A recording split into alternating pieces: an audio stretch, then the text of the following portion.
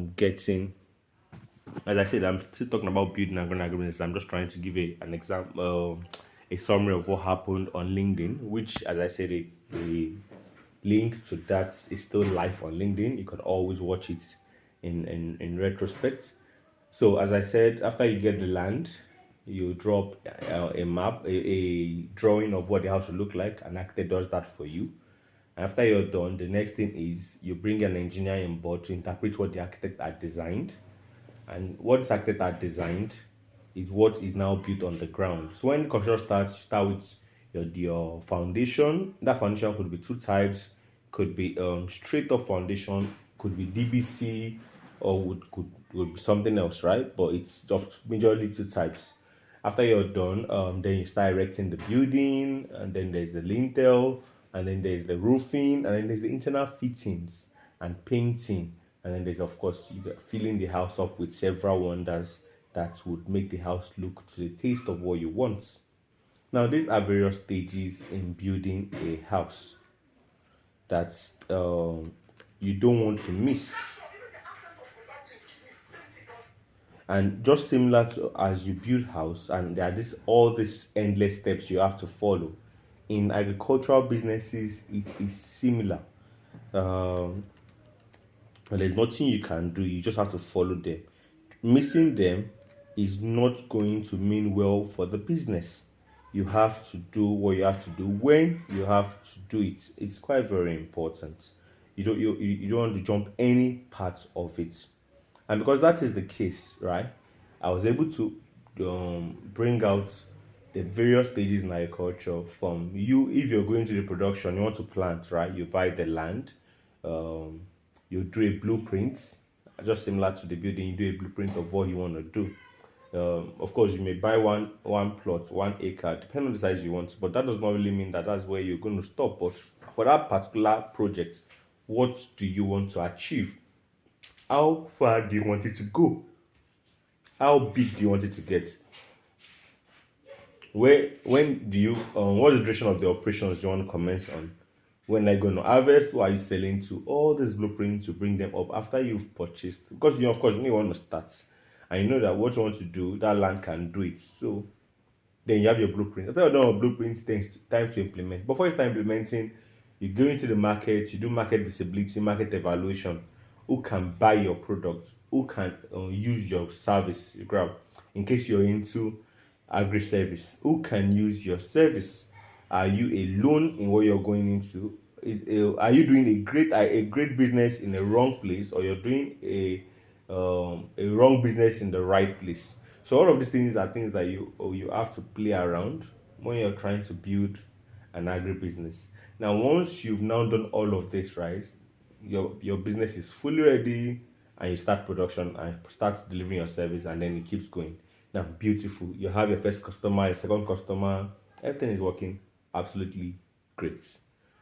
But then the next part is now how to keep it growing.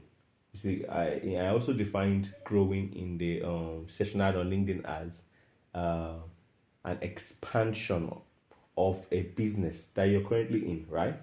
The successful flow of that operations of your business, right? And how you take it from one stage to another.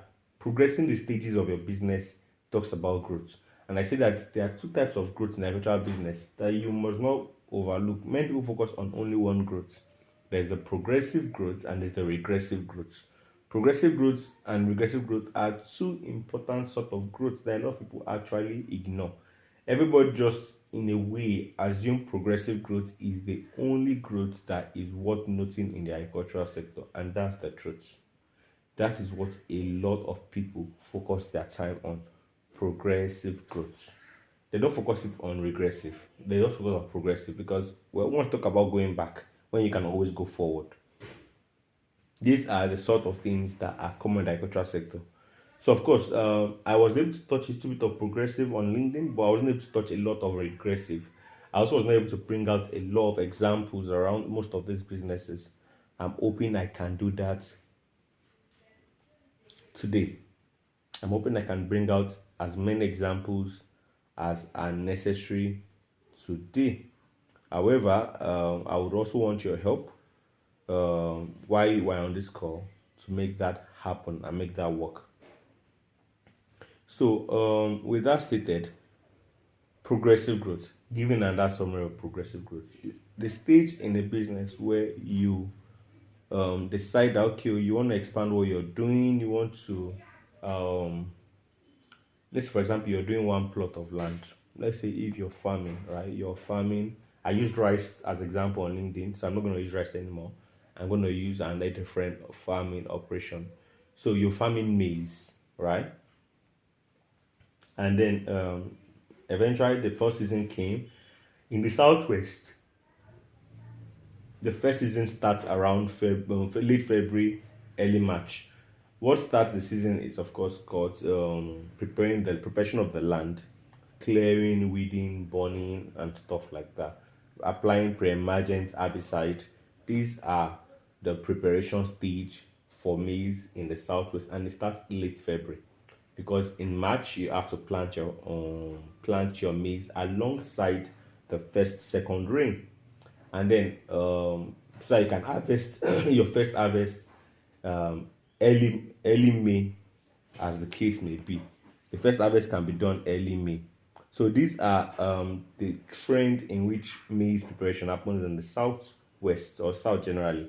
In the north, right, preparation commences around late April, early May, right? Depending on the part of north that you're in, and then planting happens late May, and then the first harvest happened around July, right? And then they're going to have planting that culminate around September. If they can, because it's maize have 1.5 months, 2 months gestation. There are different breeds that have different planting seasons. But naturally, the northern rain duration is typically 5 months most of the time, 4 5 months, and they are done with rain. So it's usually between May, June, July, August, September. Rain is over in the north, right? Except few cases where they can stretch 5 6 7 months, like the middle belt. The middle belters or the middle belt states can still stretch 6 7 months of rainfall. So those are the preparations in maize. Now that you understand the preparation in maize, right? So this is what progressive growth looks like in a maize farm. Let's say Oluchi, or let's not use Oluchi. Well, let's use Oluchi. Why not Oluchi? Oluchi she's a maize farmer rather. She's a maize farmer, and she just went into starting a maize farm, right? And as she went into starting a maize farm, she decided, okay, let me do over work myself up. Let me start with a minimum of 1 acre or half acre. Let's say half acre. So one tree is just starting, right? She started with half acre. That half acre, well, she did everything she ought to do.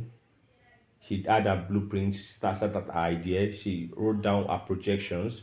Half acre of maize will cost her a total of 70,000 or 60,000 naira to cultivate. And then, of course, she was anticipating a wet harvest of 45,000 or a dry harvest of 70,000 naira revenue in the first instance. Because it was her first major rodeo, she's having difficulty balancing the expenditure and revenue system. However, she was able to project that she should still be able to get a 10,000 naira, 15,000 naira net margin, and then negative margin, worst case scenario of equally 10 to 15,000 naira worst case negative margin. So she was doing her projections, and then eventually Oluchi went into this farm and got a fair manageable revenue. Then she was like, "Oh, let me do a second season," but she doesn't want to do it the way she did it first. So she talked about expanding, and when she was expanding, she didn't even know the types of growth available in the agriculture sector. She just decided that, okay, what I want to do is I need to expand and increase the number of acres I'm doing. So from half acre, she decided to get another half acre, making 1 acre, so she can be able to cultivate bigger quantity of maize. And then after that, she saw like, oh, I finished this year with 1 acre. I'm planning to start 2 acres next year. Now, what Lucia had done is Lucia had only followed a progressive growth pattern, right? I followed a progressive growth pattern, and this growth means that there's an incremental value in the land and operation, and that is progressive growth. it's a nice growth as that increases revenue or increases money, right? It doesn't actually reduces expenditure, but it increases revenue if done properly, right? And it doesn't optimize your expenditure. As I said, that's one of the big pitfall of progressive growth. It does not optimizes your expenditure to meet a lean model, right? And of course, if you want to understand what lean model is, I did a 2 minute video on my YouTube that would help anybody understand what lean business model is, and then you can effect it in your business. But nonetheless, progressive growth in most cases doesn't optimize the expenditure or the costs that you go through to be smart, and but it does help revenue to increase. So if there's plenty money in the hand and you don't sit down to understand the two forms of growth that are available, you most likely would end up um, in having a lot of progressive growth that may or may not add the value you want to your business. But if you've done certain steps, you've taken certain steps, then progressive growth is more than welcome. It is good because it means that you are having an incremental part in your core business model. So for Oluchi now that is into maize farming, of course, land is a core part of our business model. Having land, without land, you can't easily plant maize. At least in this part of in this part of the world, you need land to plant a lot of maize. Maize is not yet up, except you're doing sweet corn. Sweet corn is the only one that you can literally do greenhouse for right now in the current days. But outside sweet corn, the general corn that you will just plant and sell, that is used for you eat it raw or you sell it at the roadside or to the open market, or you keep it to get dried and then you sell to feed mills that now convert it into how like that convert it into feed for animals. If you're producing any of those corn, right? Greenhouse is not an efficient way to produce them. It's actually cost consuming and you don't get the value you need. So Oluchi right now, for Oluchi, land, incremental acreage of land is a core part of our business activity. So the more that value increases, the more Oluchi is succeeding, at least progressively. She's picking up numbers from 1/2 acre to 1 acre to 5 acres to 10 acres to 20 acres. Oluchi is increasing progressively.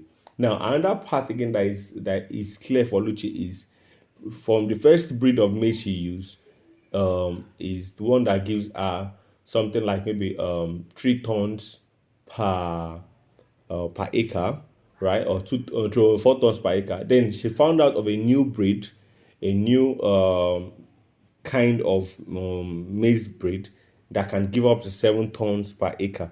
The moment she find that new maize variety, then it's also an incremental core to a business model, right? You can also classify that as progressive growth for her. Now, all of these things are great. Now, these are the blessings of progressive growth.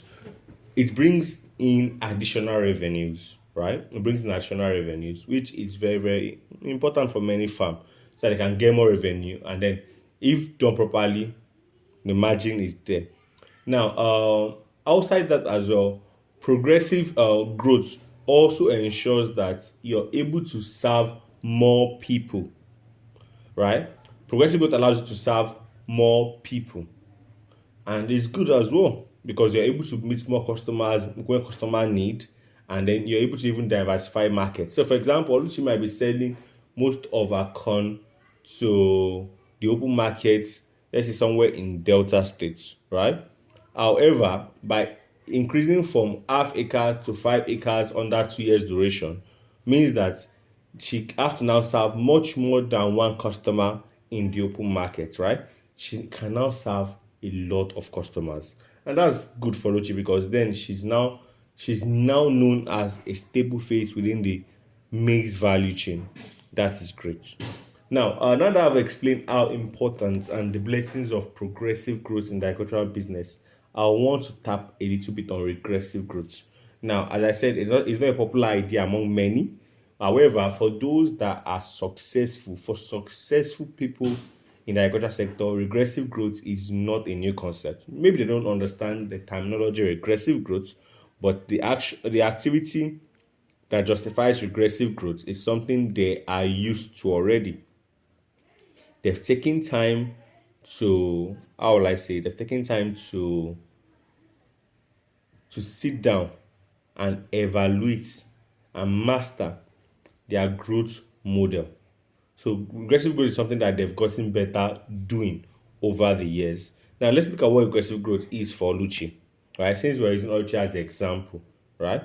Oluchi now, for example, started a maize farm, and after her first rodeo, right, half acre, she produced 1.5 ton of wet maize. And this wet maize are unshelled, so they are still with their comb and everything, right? So 1.5 ton. Oliver realized that a quarter ton is being sold for around 10,000 naira. A quarter ton is being sold for 10,000 naira. And after being sold for 10,000 naira, it means that 1.5 ton is six quarter ton, right?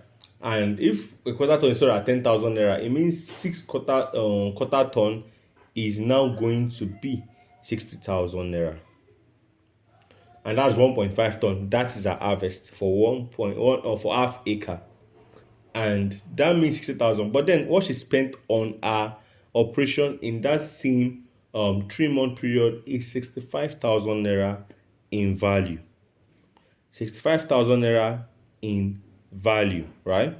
And because that's what she spent on how will I call it, on operation, her day-to-day operation, she had made a loss of 5,000 naira. And that 5,000 naira, she felt like this is not right. This is not right. Why spend money you can't get back?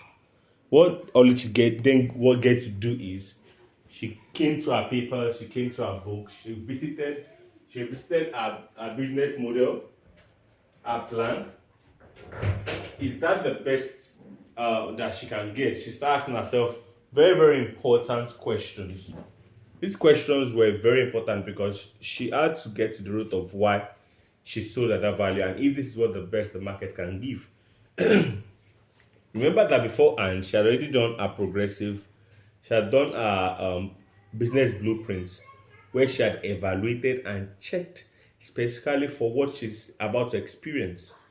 And because that is the case, Oluchi eventually went back to her books and okay, I produced 65,000. Is there any money I could have avoided spending? You grab the regressive growth brings questions like that. Is there any money I could have avoided spending that I spent? That's a regressive growth mindset. Okay, after that is the case, is there a better value for the same product I've sold elsewhere that I was not aware of? That's another question. Are there better value for what I've sold? That quarter ton that is 10,000 naira why I sold it, is there a place where it is being sold at a higher value?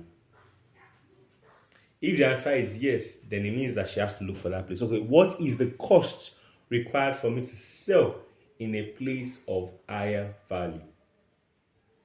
What is the cost required? There have to be a cost for me to sell my produce in a place with higher value. So all of these questions are questions that come up to puncture hole in why the goal that had been set had not been met.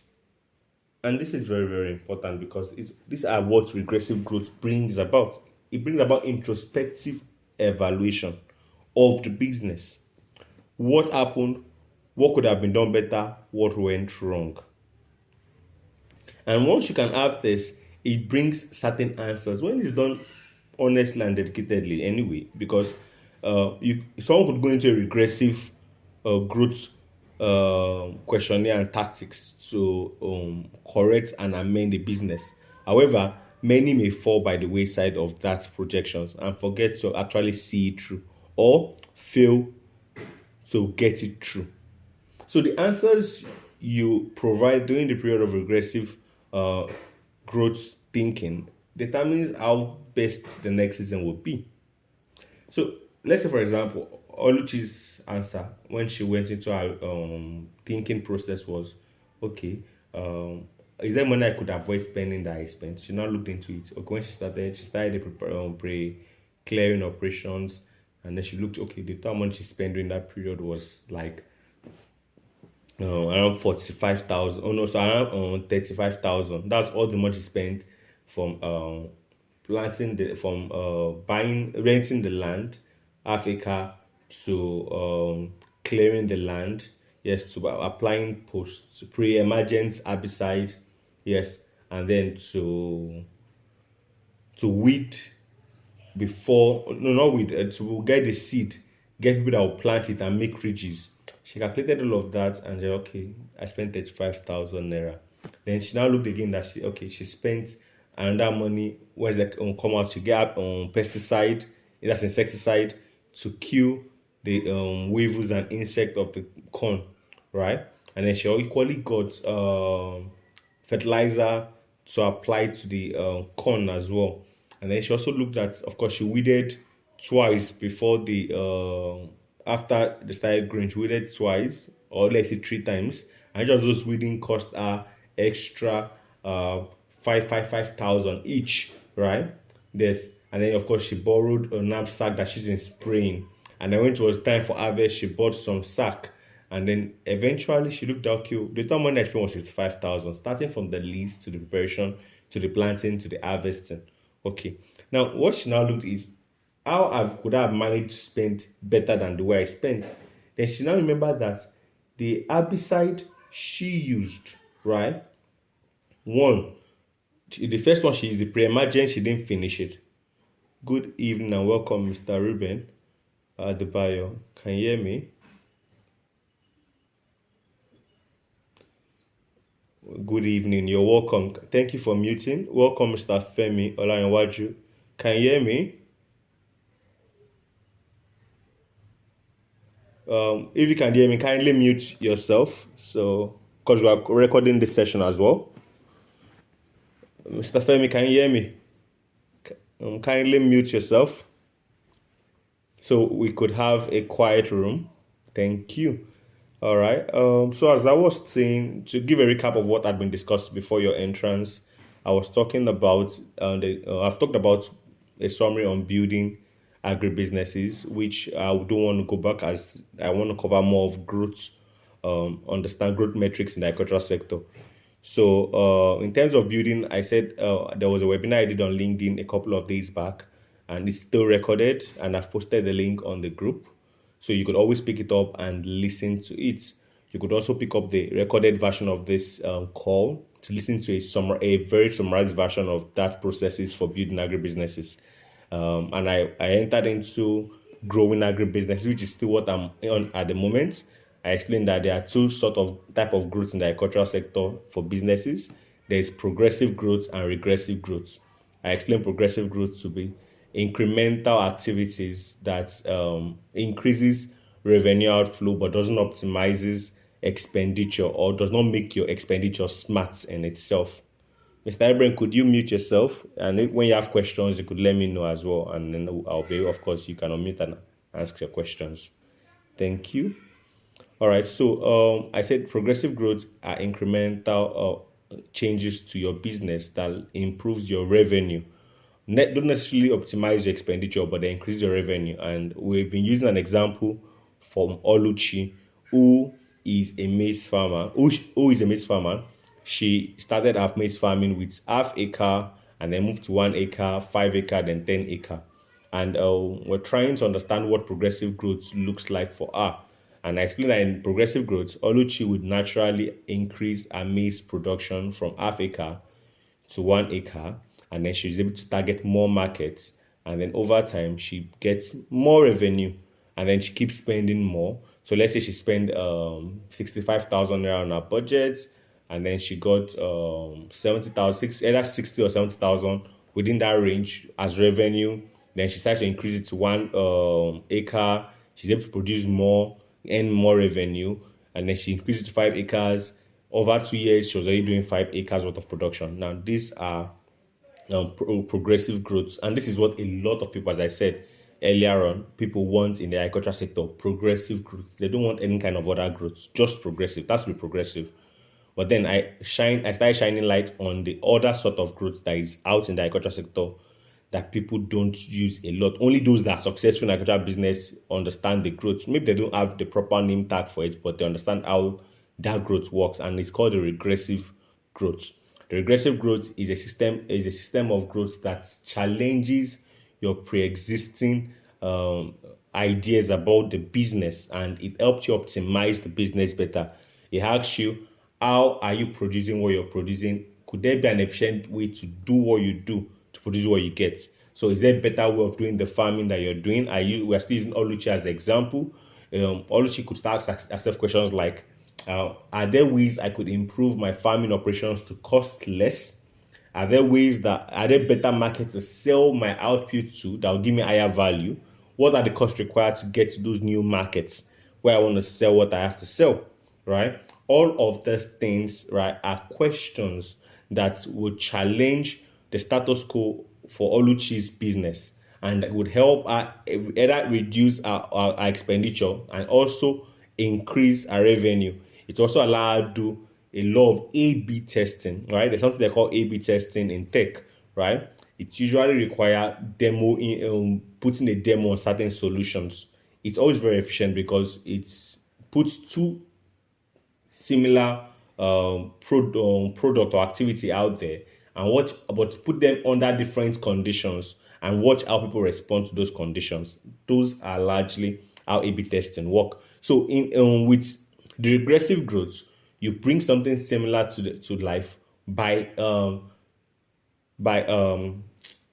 producing the same value but under different conditions to see which one brings out the best revenue or the best margin or that optimizes expenditure. When you're doing A/B testing in tech, there have to be clear-cut things that you are looking out for as results. Same thing, similar when you're going through regressive thinking, regressive growth thinking, right? You want to check out, okay, what are the core things I'm trying to get? What are the core things I'm trying to achieve with this process? So after Oluchi looked into our operation, she realized that, okay, all my operation cost me is 5,000 naira. I spent around 40,000, 35,000 naira on pre-planting operations and planting. I spent around 15,000 naira on actual planting operations and planting management. Then she spent another 15,000 naira on post-planting operations that covers harvests, and then our customer came to pack the maize from our farm. So that is how she spent 65,000 naira, right?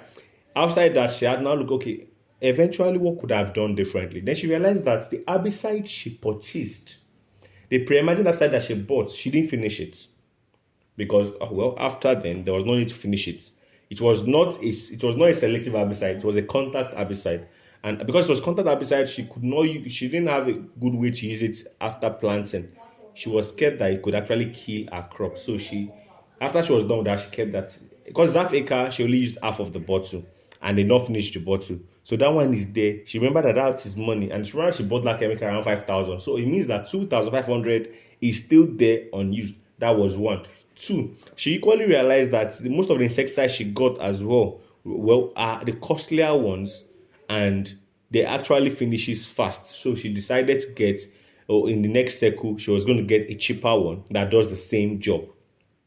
Then she also realized that each of our weeding activities were costing her close to maybe 3,000 to 5,000 naira. Then she realized that, if she decides to spray her Africa alone, right, and she got selective herbicide instead, selective herbicide she's going to get is going to be around 5,000 as at the time, right? Not now, but at the time then. And that 5,000, she can use it like 3 times for 3 weeding. So she realized that, okay, 5,000 naira as opposed to around that 12,000 naira that she spent on 3 weeding. All she just needs to do is carry a knapsack that she rents for 500 naira per day, which is 1,500 for 3 use, plus the 3,000 5,000 she's going to spend on the herbicide. Then she was going to be able to cut out 5,000 naira from the weeding activities. Before you know, she had optimized her operation, and then instead she now either pick the half acre and cultivate the Africa, or she go to 1 acre conservatively, and then she optimizes what she's looking at based on the ideas that she packed into a regressive thinking action. She was able to optimize, right, and spend less. At the end of the day, instead of spending 65,000 for half acre, Oluchi found herself spending around 90,000 for 1 acre, right? Now, what Oluchi had done after going through the regressive thinking is she has been able to identify places and certain conditions that makes her expenditure high, right? She found out ways she had why her expenditure are high, and then she cut out unnecessary processes and costs from that system. At the end of the day, she's spending 90,000 on 1 acre, and that was efficient for her. Welcome, sir. We're happy to have you. I can't see your name though, but would you like to let us know what your name is?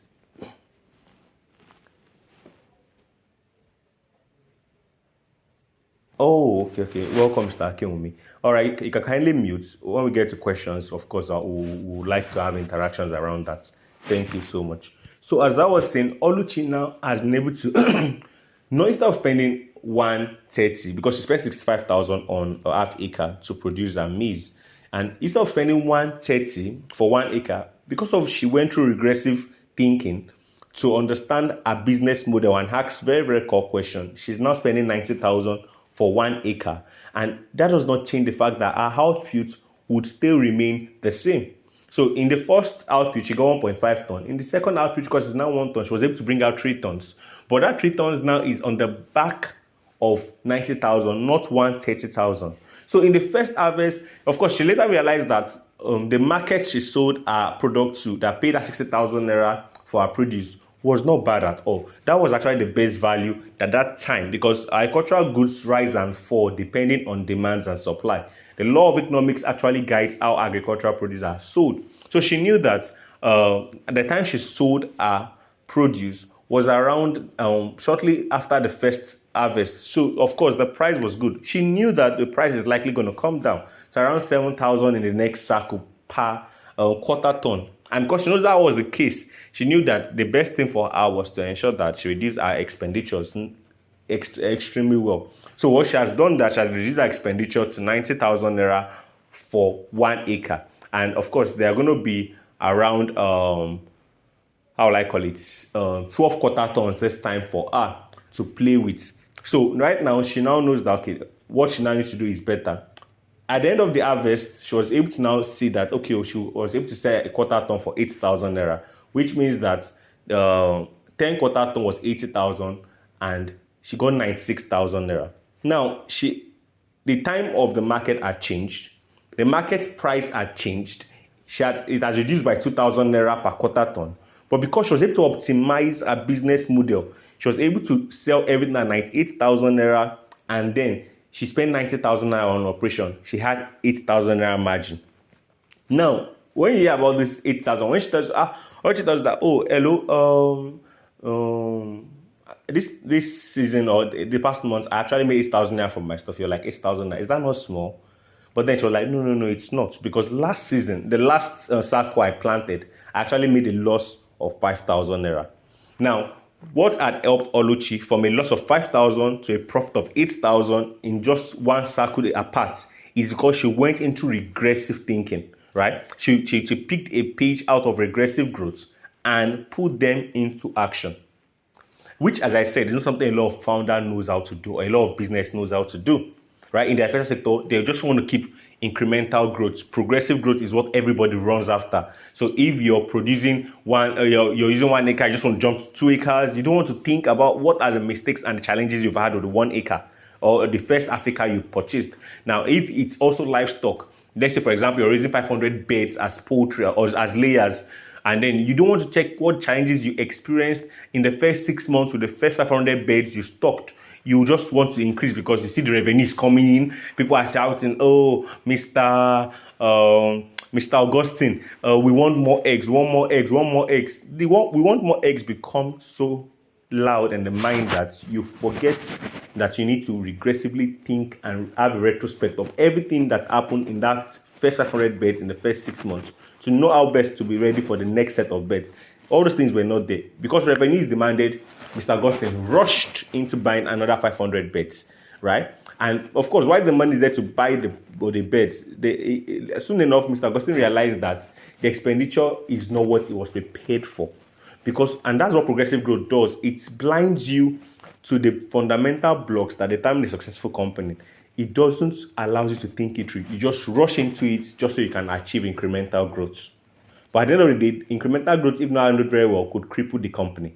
And it's not just all which is experiencing with the maize farm. It's the fact that it's the same thing across many agricultural businesses, whether it is service or it is products. I'll give an example with service business. A progressive growth in service business will look something like, so let's say, for example, we have digital softwares for agricultural businesses, which I plan to give a coupon out today to whoever is interested in using the digital products.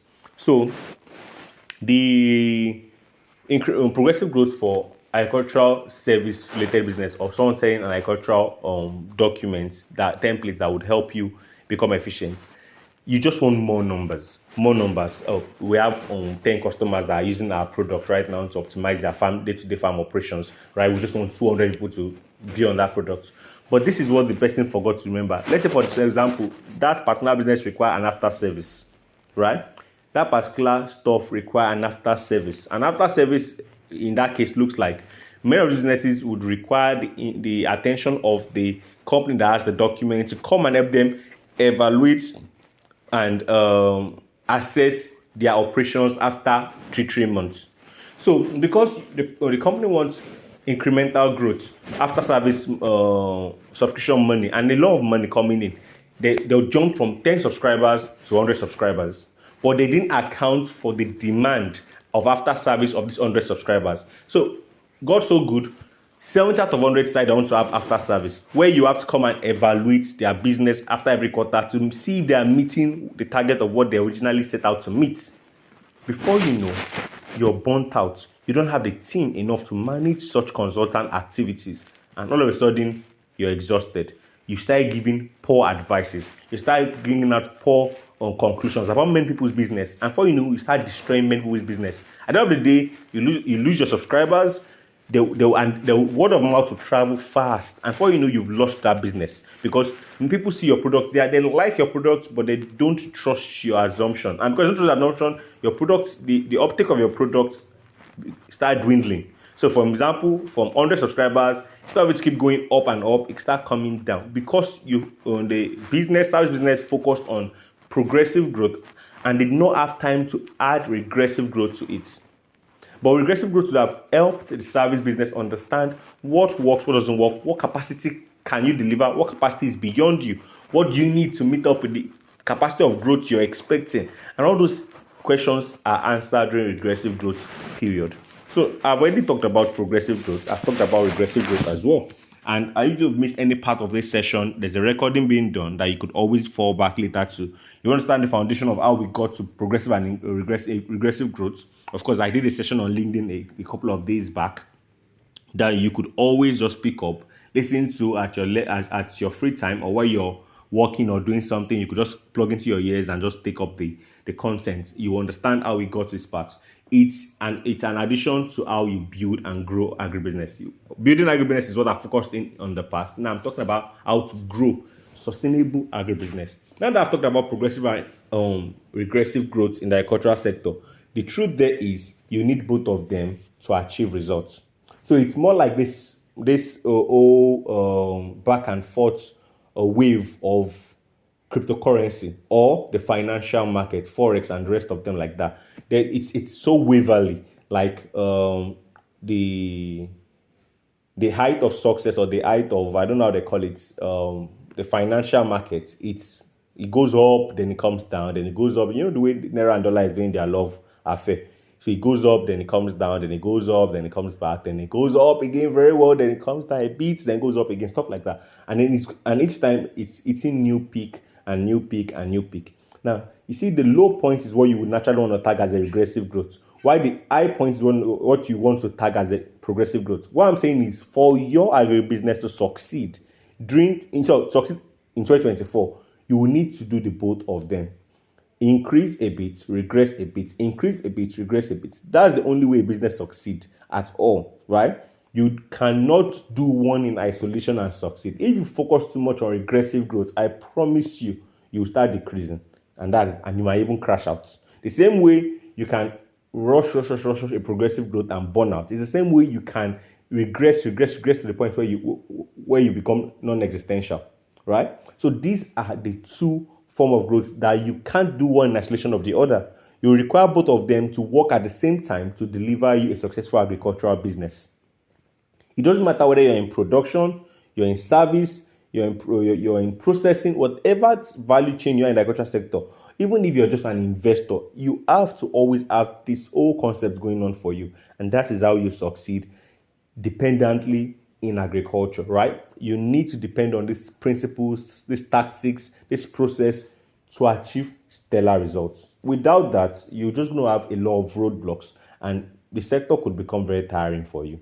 Agriculture is a sector that I would tell you that for those that are active in it, it is a sector where if you build early and find your footing early, the future is always going to be great. However, the early days in agriculture is filled with several roadblocks that if you don't know how to master would naturally chase you out of the sector. But you should not be easily scared away, because by the time when you finally get the formula right, the future of agriculture becomes consistently predictable. I'll give you an example. There's this man that has a plantain farm in Bogon. He's not my direct contact. Bogon is in Osun State. And he's not my direct contact. He's a contact of someone I partnered with a couple of years back. Now, he's also a pastor, right, of, I think, a Four Square Gospel Church as well.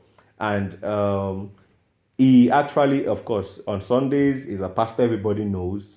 But outside Sunday, he's a farmer. And I once add that he told my partner that the church money that comes into his account, that he has not touched his church salary in years. He has not touched his church salary in years, as they keep accumulating in the bank account. He doesn't use it except there's a need he wants it for. He's just accumulating there. Why? Most of his livelihood comes from his plantain operation that is in Bogon.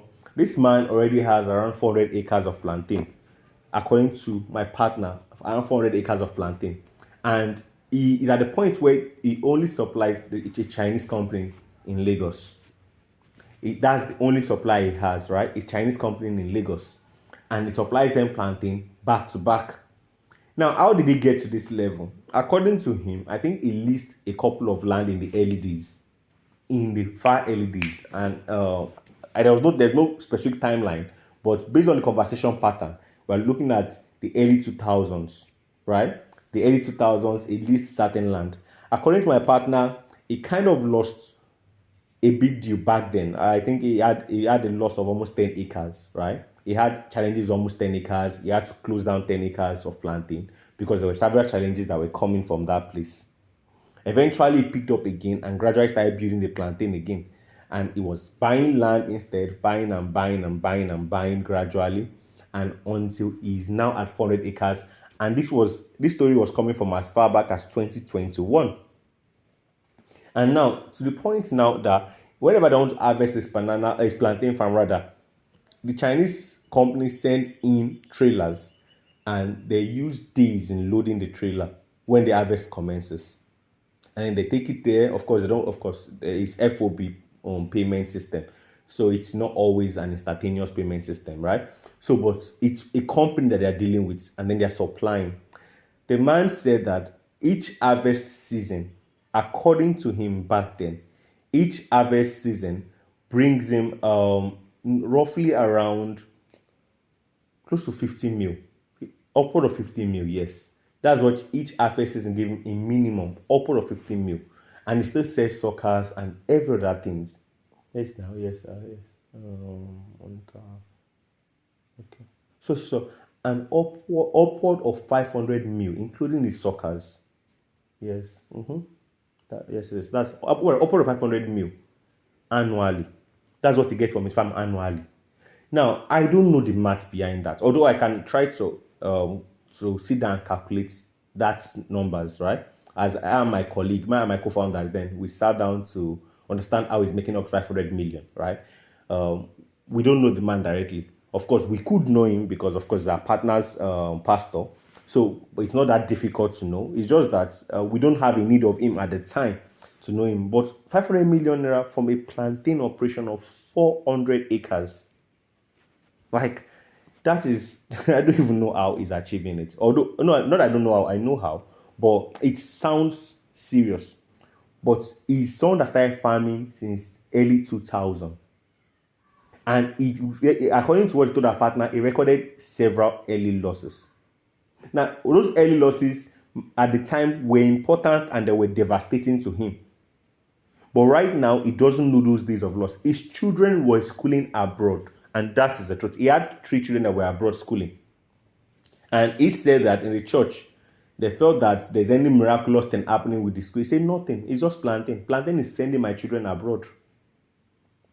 And that was the man, right? So what I'm trying to say is agriculture may look difficult for many in the early days. But the only people that get to fail out or drop off from the sector are those that don't understand the mindset of regressive and progressive growth. And they are not applying it to their day-to-day business, which is something that is very, very key, that must be applied, except you don't want success that is consistent. It's very, very key that the two sides of the coin is balanced efficiently. Of course, one of the core reasons why I set up this meeting is not just to talk about the concept and this knowledge, right? It's also look at businesses and how businesses could work. Mr. Ruben, can you hear me? Are you there, Mr. Ruben?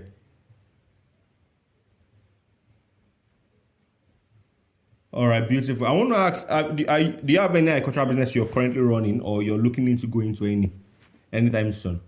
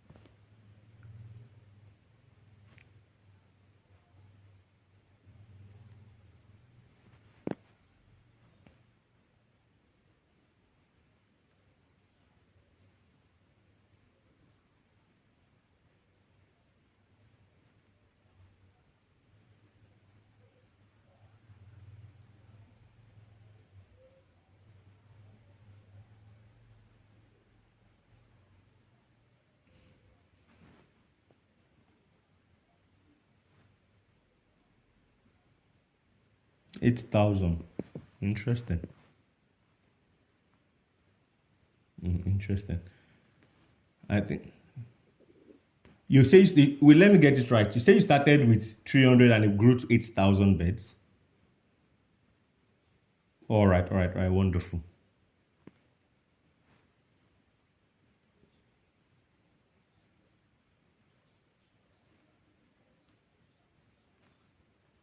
Yeah.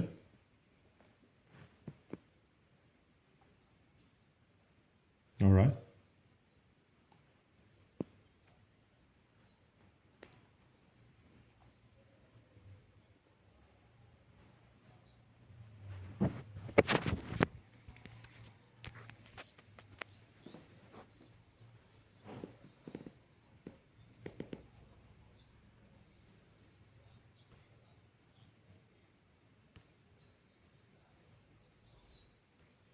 One thing I just told him that I will bounce back, but he's going down to today now.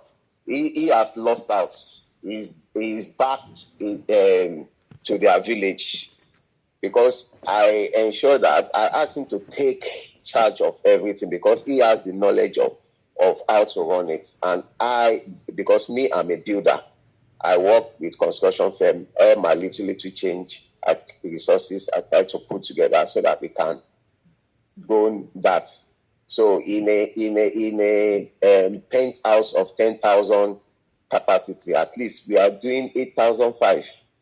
So, but now I just since 2001, since after I assumed the business, I just decided to be doing some low key, and many people have come across.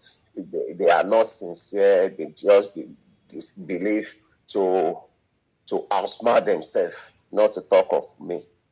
All right. So That it's is quite a story. I think me and Mr. Akin today. I was actually you were in my last session, right? And I, of course, that is also into poetry. Can you hear me? yeah, I can hear you. Yes, I think you were in my last session where we talked about this poetry of a thing, right? Yes. As in, Yeah. honestly, Mr. Ruben, I can tell you to be candid that what you went through is not a new, how would I call it, a new concept that we are aware of. It's something that had been discussed and had been experienced. My own dad is into poetry as well. Due to, of course, when you have a child that is into agriculture, going into agriculture becomes a bit easy. But I won't lie to you, that does not make his own experience also easy. I won't lie. At some point, even when my dad wanted to try to become too smart as the owner of the farm, I took a step back. So my name is not soiled. Eventually, I have to help him get back to the farm to make sure that things are aligned the proper way. They have to be aligned. I have to document all the process. I automated everything from the beginning to the end. It doesn't matter where I am in Nigeria. There are documents. It's just that I can't share you guys right now because we are using WhatsApp call. Everything is documented. Every process, every penny to the least money is documented. And I have to see this. If I don't get a report of the daily expenditure, like I'm calling already, right? It doesn't matter where I am. I want to know. I need to see it because those are the things that tell me the health. If the egg should reduce by only 2, I would know. And if I know the next, I have to call for that one. Why has the egg reduced by 2 numbers? You have to tell me why. And now I'm looking out for daily consistency in that reductions. So, of course, what I would say is, as I said, regressive growth does help look at all of these things. And I'm very, very certain that you would bounce back well. The fact that you won't pick it up, So, it's a great thing. hello, sir. Yes, I'm with you, sir. Hello. In my own case, I try to control some affairs from my office because I have my office in Surulere. The farm is at Araga in Ebe. I try to control things from there, but the guy frustrates the whole thing. And by not giving you accurate information on time and even keeping you updated.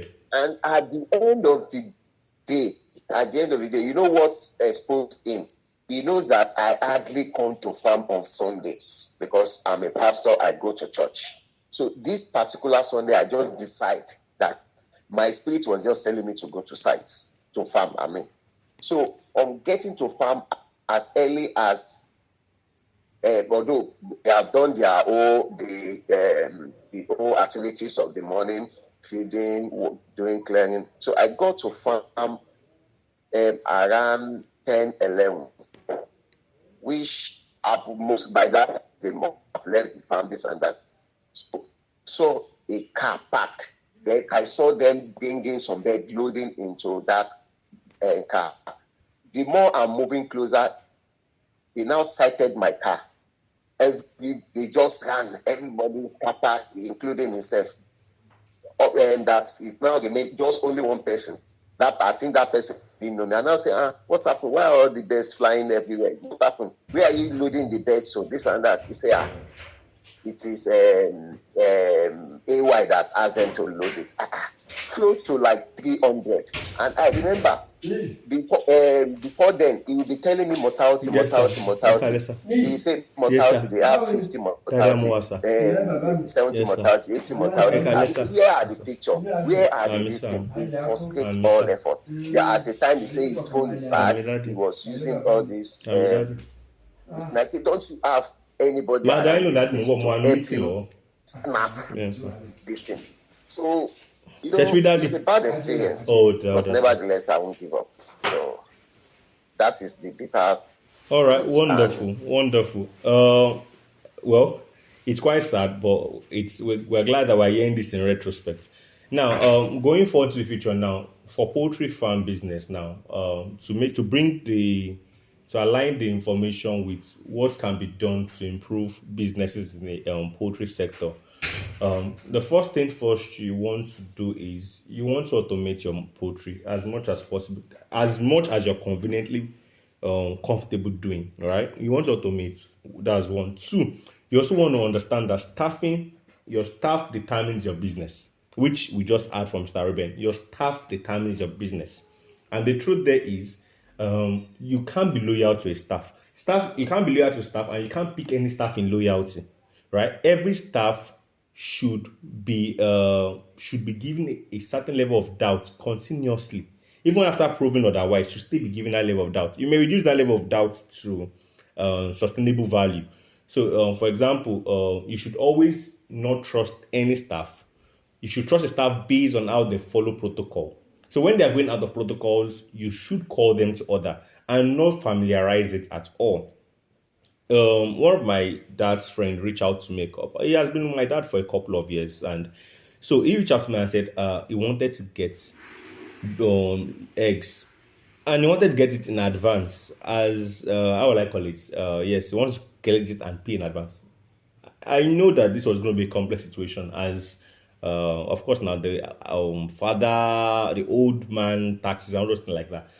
I told myself, let me get back to you tomorrow, sir. I need to think about how to make that work. That no, I don't want everything in this place is running. One little mistake with egg, next thing the feed is already affected. A lot of things are affected. Let me get back to you the next day. And I used that night to think about how to enter that diplomatic situation that would protect the chicken at all costs, that would be favorable to my birds at all costs.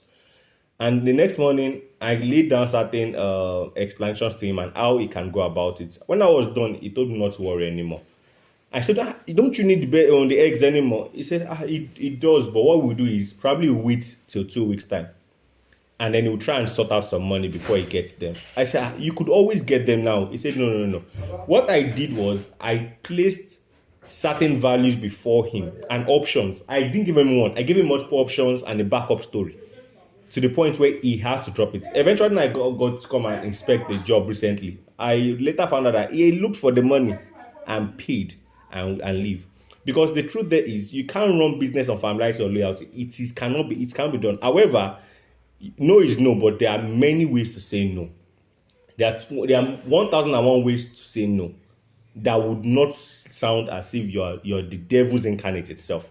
So these are important in business. So what does growing in poultry business also looks like? In terms of progressive growing, of course, it is what Mr. Roman had emphasized, from 300 beds to 500 beds to 1,000 beds to 25 beds and stuff. From 1 staff to 2 to 3 staff. From 1 customer to 2 to 3 to 4 to 5 customers. These are different incremental progressive growth that can be itemized in a poultry operation. Now, regressive growth on the other hand, now this is what it may look like, right? Regressive growth will definitely look like you coming to evaluate what are the things that are giving you challenge. For example, someone is not dropping reports on a bi-daily interval anymore, right? You come and check why. What are the things that are wrong? What are causing it, right? Now, 2, if you're losing certain number of beds, you come back and check why is those beds? Why am I losing those beds? What are the costs, right? Are there ways I could stop it? Are there drugs I'm missing, right? Instead of you expanding, you decide to hold on for a duration of time to understand the day-to-day processes that is leading to a value that you're not expecting. Because there's a projection you've made, as I said, the blueprint. I said it during the building agribusiness. You need a blueprint. Now, once your result is different from the blueprint that you've laid down ahead of time, it is a cause for caution, right? It's a cause for caution. The blueprint should not be too far. If it's done properly, that's your projection, should not be too far from your reality. If there's even variation, it should be minimal. And at that point, if they are, then you need to bring in regressive tactics to capture the growth. After you've balanced it up, then you bring about progressive growth again. And those are ways that I believe you can do it. There are a lot of in-between conversations there, but Until you start, you can't pull all of them, right? I think my first attendance, I didn't get your name, but I don't know. 08103852275. Can you hear me? Probably I should get your name now.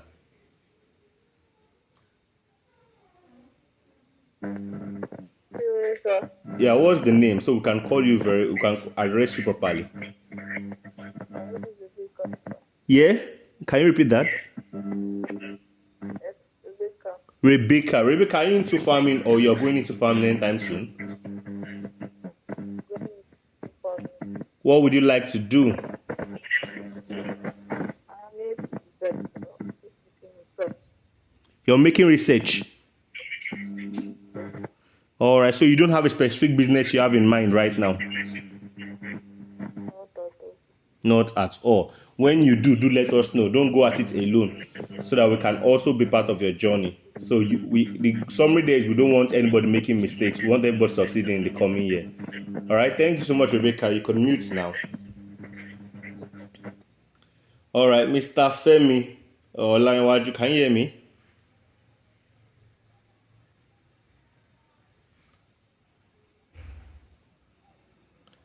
Mr. Femi, are you there?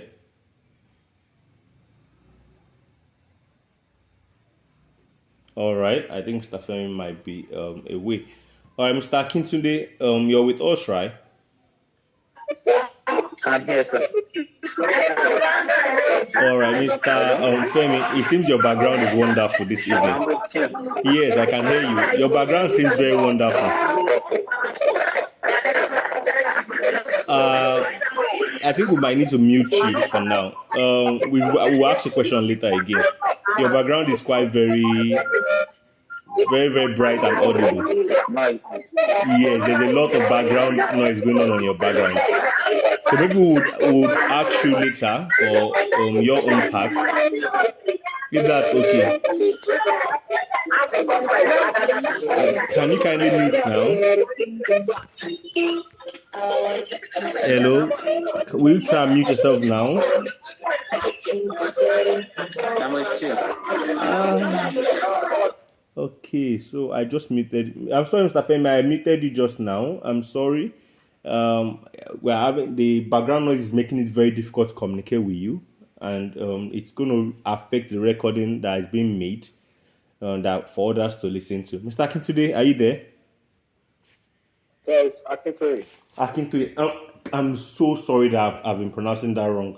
No Mr. problem. Mr. Akintoye. No, it's not a problem. What will happen is, I think I'm going to be saving your contact. This is the second time we are having a webinar together, so I think I'll save your contact. So next time, I can get to call you properly. All right, Mr. Akintoye, what do you want to say? Of course, I like the fact that you were able to, in the last webinar, you were able to bring in a lot of insight to what was being discussed. What do you think about today's conversation? Do you have anything you want to say or ask about this conversation? Yeah, from the poultry man. It could be generic. It could be about him. It could be about any other thing. I'm already done with the concept I want to pass today because this is a part 2.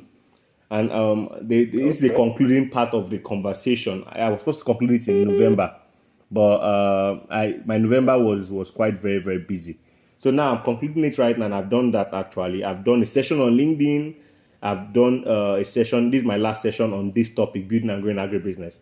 So I'm just trying to move through everybody and see, is there any personal conversation anybody will need or questions anybody have that we could trash and around this topic before we move to other things in the future? Okay. Yeah, I think it's ongoing. We are all learning every day. What I'm looking at in poultry industry now, the feed is becoming a big challenge. Right now, maize is starting its crazy moving up. So I'm looking at a situation that, I don't know whether they call it backward integration or to look at it as an extension, whereby you produce maize, incorporate maize or some of these things, so that you can bring down your cost of feed. Because feed takes about 70, if not almost 80% of your production cost now. It's 80%, around 80% now. 80, yeah. It's what I do every day, so I think I can still have a rough estimate. Exactly. You're not I'm not active. I don't have I'm not actively running bets on the farm. I still have a few, but I do some consultancy and I'm in the markets every day. So I'm thinking, is it possible as a poultry farmer to set up maybe a plantation? You said something that I picked up there about the plantain guy, and wow, it was mind blowing. It was. I won't lie to you. The man story motivated me and my team in the early days, and it has not stopped motivating us anyway. If I can do that thing, I will forget poultry. But then you don't forget the early losses he made now. I can't forget.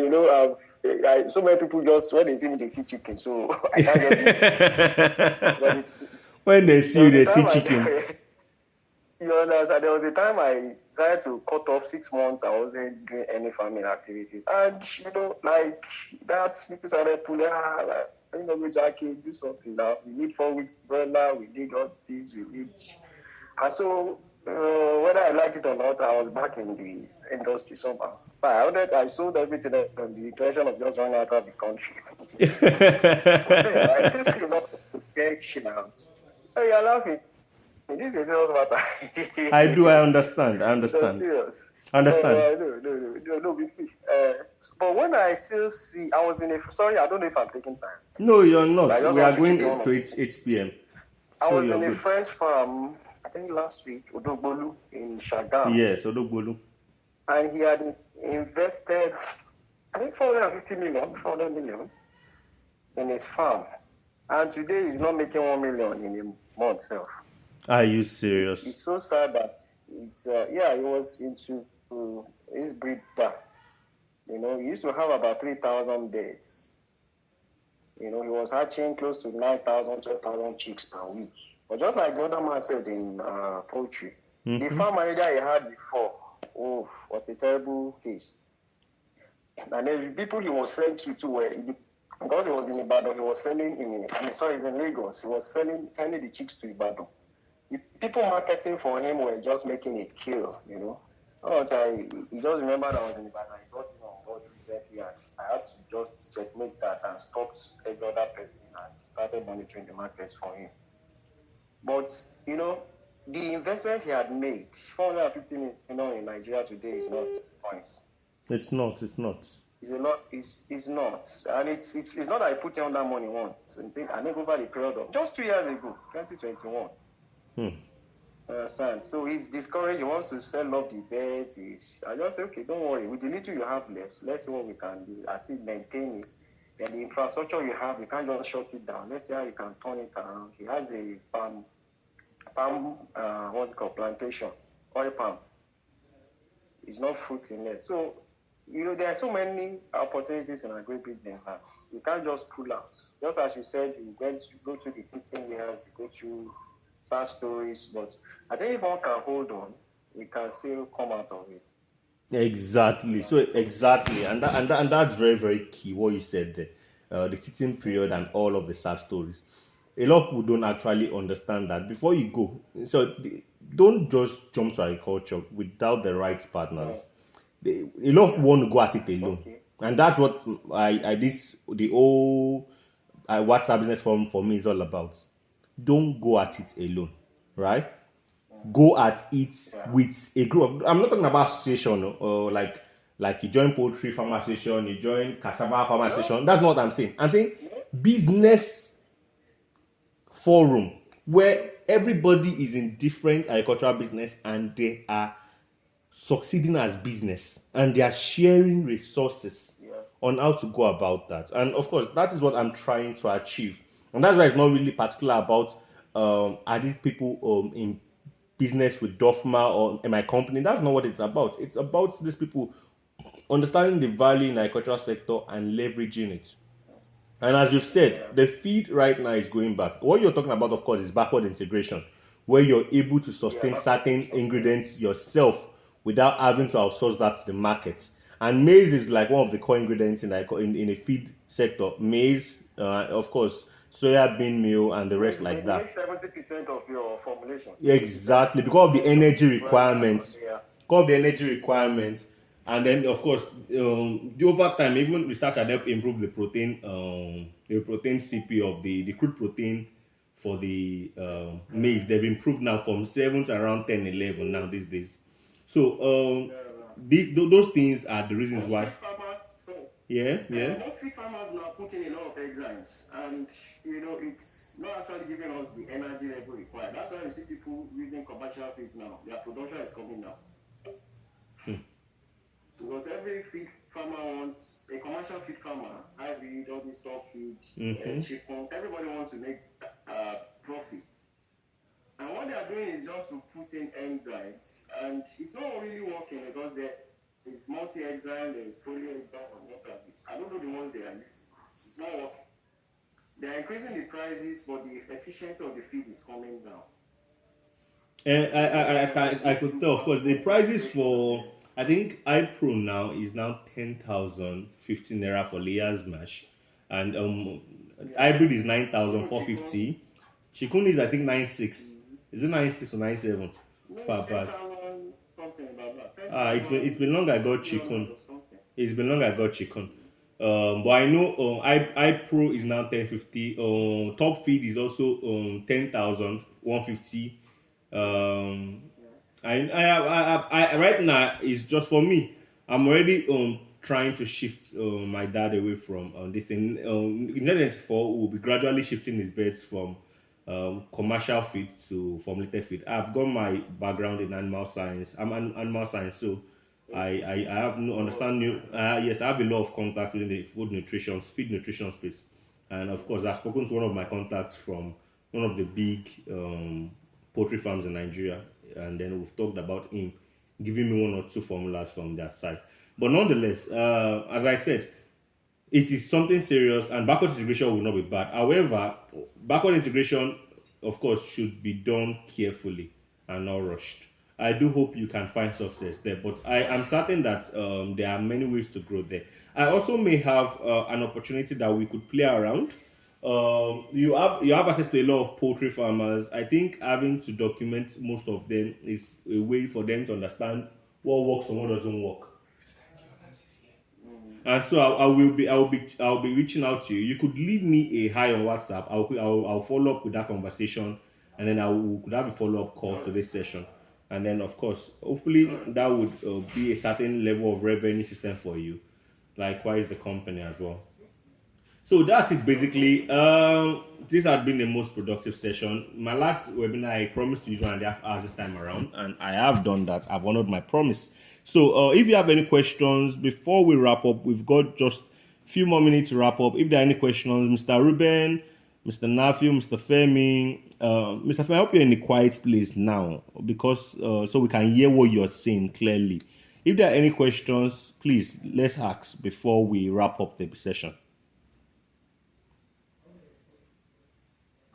Anyway, there is no much question from me, but I appreciate and enjoy the section. And one thing still remains that in this agri sector business, I can't upon it because there is something in my mind that tells me that opportunity there is huge, is untapped resources if one can just endure and walk along. Knowledgeable people like you partnering, share experience, share common vision. So it's a matter of time. So it's like a journey of a 10,000 miles. Starts with a step within you. If we can be sharing the experience of the man, that of Pastor for. So it should be said, we started 2,000 years ago. That's about 23 years ago. So it's just about setting a goal for oneself and, start moving on just as you have trained tonight. So I believe in the next decade, one should be giving this testimony. So the focus is just matter on this journey. Exactly. So in respect of what the ups and downs ones have experienced, just as I told my cousin then that how we bounce, it's all about sincerity, it's all about passion. But he just come to just thief and to mess up himself. So it's a matter of focus. So just as you said, I will. Mr. Akinto is saying something. Mr. Ruben, I think Mr. Akinto is saying something to your case. Mr. Akinto, what did you say? I say you will bounce back, sir. I've been in your shoe before. Exactly. Can you hear Mr. Ruben? I will. Yeah, I was with Brother Brida, and all this scenario you painted came up to. Yeah. Although now I diversify, I try to acquire lease say like an acre to two of land around Abeokuta there to do cucumber farming, and which has been keeping one going and healthy as well. So I'm glad to hear that. I'm glad you're trying to diversifying. look at other aspects of the looking at other aspects of the cash crop one can venture into. So it's a matter of time, and with your training and your this thing, one should, and then to work with you, to partner with you in this thing. There was a time I subscribed to part of your land sales stroke this thing, but I'm here to follow it up so as to perfect all the documentation, but with time.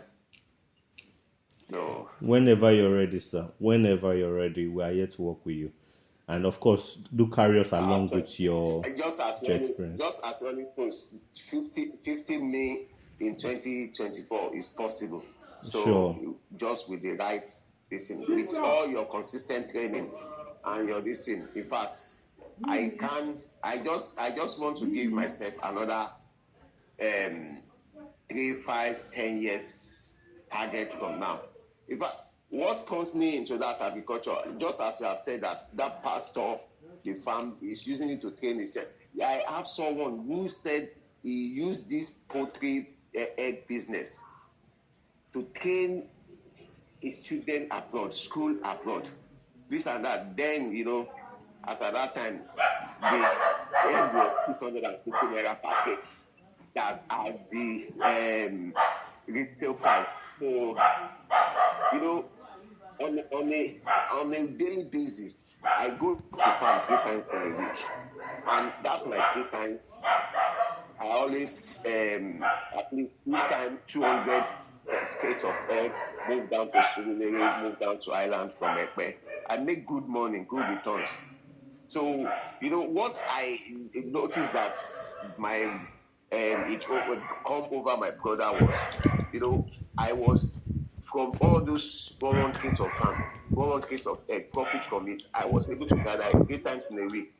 But what I always do is that I told him I don't want people to know I own the farm. I want to farm as if I want to buy egg. So people don't know, they don't even think. But what I always do is that I always use my virtual power. If I ask him how many crates of egg do you have, this, I will say, don't sell it, I'm coming to pick it. And I will transfer money to him. So I always make going to farm 3 times in a week. Well, I was able to make extra money for myself apart from looking into what the farm will be bringing. So, it's a turnaround. And then during the lockdown, I was, here and there. In fact, sweet memory not to talk of. And you're going to have many more of that. We will bounce back, just as Mr. Akintoye said. Yes, and in no time you'll get that. And I think over time, as you said, I am putting together this particular month, December. We have just 4 more minutes before we end this session. This December, I'm not going to be having a lot of big wide webinar on the platform. I want to do more personal session. 2024 is already here, is by the corner already.